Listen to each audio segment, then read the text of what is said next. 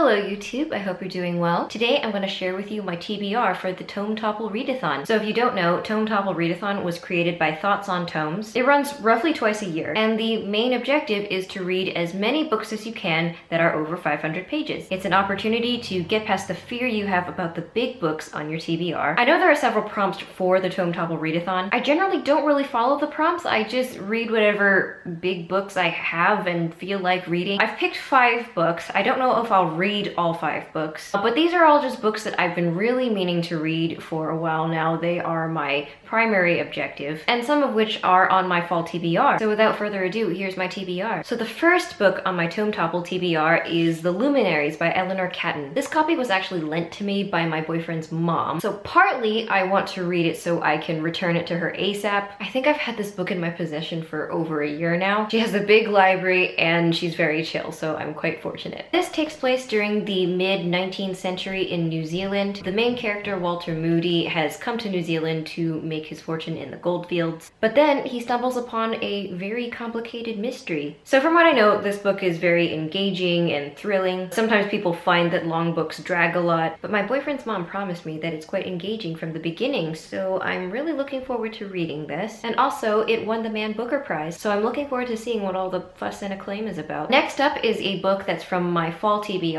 It's Jonathan Strange and Mr. Norrell. This book takes place in an alternative Regency England. In this England, there are wizards. The story centers on 2 wizards, Jonathan Strange and Mr. Norrell, and they come to have different ideas about magic, its potential, and what it can do for the country. This book is exactly up my alley. It's historical fantasy, and it has fairies. And if the TV series is any indicator, there's also a very interesting portrayal of magic. This book is very long. I believe Reagan from Peruse Project is also reading this book right now. I'm actually hoping to start this during Tome Topple and then finish it out a little bit afterward. Next up is A Discovery, which is also on my fall TBR. This is about a woman named Diana who is a very accomplished academic. She's a visiting researcher at Oxford, but she also comes from a family of witches. But she has sworn off magic because of an accident that killed her parents. And at Oxford, she encounters Matthew, who is basically Edward Cullen, but in academia. He's a biology researcher. He explores the genetics of different magical creatures. And it turns out Diana is the key to discovering all of the secrets behind how magical creatures came to be. And everyone wants to get their hands on her and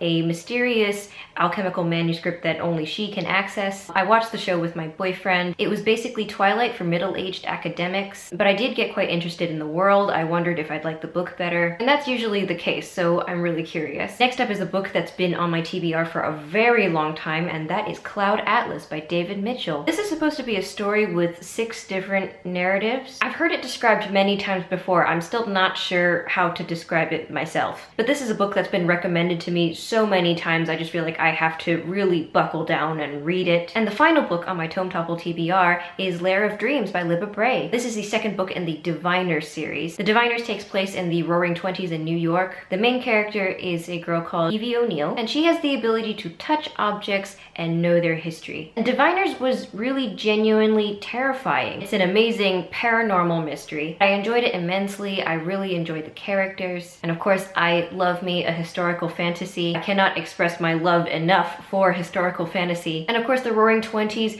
was a big period for mysticism. So I'm really looking forward to seeing how Libba Bray extends the story and how she explores more of the world. And that's it for my TBR for Tome Topple Readathon. I hope you enjoyed this video. Remember to like this video if you liked it, and subscribe to my channel if you enjoyed this content. I am less than 40 subscribers away from 1,000 right now, so if you do subscribe, I would be eternally grateful. In the meantime, you can also follow me on Twitter and Goodreads, and I will see you in my next video.